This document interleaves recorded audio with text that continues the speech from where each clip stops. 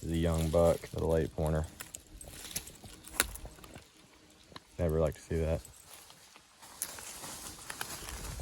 Down here in the creek, I got him on camera up on a ridge up here.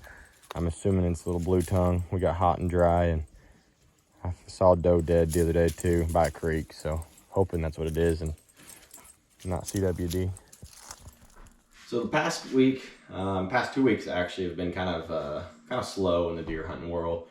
Tried to get a little bit of work done, checked a lot of cameras, done a lot of knick-knack things. But this past weekend, actually I hunted once with Dad on Saturday, and it was nearly 80-something degrees by probably, it was probably mid-80s by 8:30, 9 in the morning. So it was just too hot to be hunting this time of year. Unless I got a buck coming in pattern, I really don't feel the need to hunt. I did get a buck on camera, and he just looked like an older deer. I didn't really know which deer he was, and I want you guys to kind of look at this deer here and see what you think he is in age. There are a few characteristics that point out to me. I notice obviously the sway back. That's the one that kind of is a big indication here. And then the nose is one that a lot of people look at. And we have a buck that we've named Tank the last few years, and he's just a terrible rack. He lays out real wide. I mean, he gets you excited running through the woods chasing a doe, but he's thin as all get out, and his tines are maybe 3 inches tops on tine length. But we both were gonna shoot him if we could see him, but he was so inconsistent. We'd see him one side of the farm, 3/4 of a mile away on another, the same night. Just no rhyme or reason to what he'd do.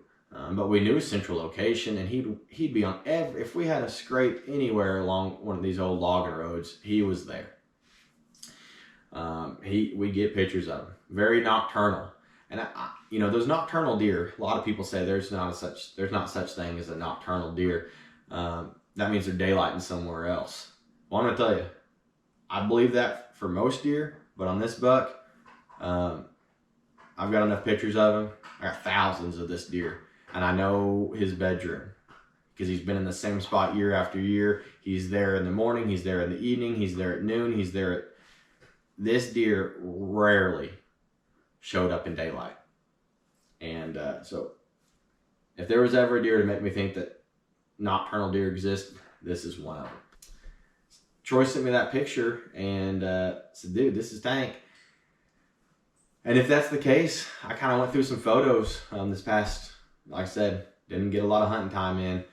Started going through some game camera pictures, and I actually found the earliest game camera picture of this deer back in 2017. And in 2017, I'm guessing him at 2.5 years old. Could have been 1.5 years, but based on the rack, I'm pretty confident he's 2.5, and based on the body, he's 2.5. So this deer is either 8.5 or 9.5 years old, and I'm leaning towards 9.5. But what was interesting about this is just kind of looking at his progression over the years. In 2017, he was a little 6, and then in 2018, I only have a couple pictures of him. My computer and stuff crashed that year, and I lost a lot of footage and a lot of game camera pictures. But 2018 was his best rack. In fact, he had a pretty normal looking rack that year. And then one of the things that something happened to him, because his next year in 2019, he had kind of an odd rack where one side of his rack just didn't ever come out of it, because it's kind of a big fork. And I got several pictures of him that year. He became a lot more active on cameras, but he was also big enough that I paid a little bit more attention. I didn't just save the pictures to a file and never look at them again, like I do a lot of my young bucks. I just put them in there for this very reason. I like kind of piecing them together. But he became pretty active that year.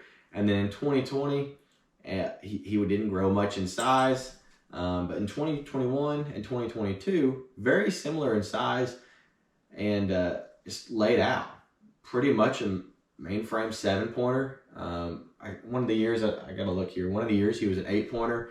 But just pretty much, there was a 3 or 4 year time period there where he was pretty much the same rack shape. Became more prevalent chasing does, more active on the scrapes. And then of course this year comes around, and I didn't know, if he'd make it through or not. But this year comes around and you can just tell he is really packed on the age. His pot belly's kind of showed up, and he has really changed his patterns. He's actually not in this so far this year. Now, granted, we haven't had a good cold front to get him on his feet, but he's staying really, really close to home. And I personally think that this is his worst year in rack shape and rack in general since his very first year, second year, I guess you would say. And I think his best rack may have been in year 7. Last year, you could argue that was a pretty good rack, but I do think year 7 was his best rack. Now, neither of these years, none of these years were good. In fact, he never would have broken even 100 on the scoring. He just short time. Only thing he had going for him was a little bit of wit. But for the last 2 or 3 years, there's been 3 or 4 people, my dad, Troy, myself, a couple cousins. This buck was on the radar. If he would have came by, every single one of us would have shot it. However, he never did.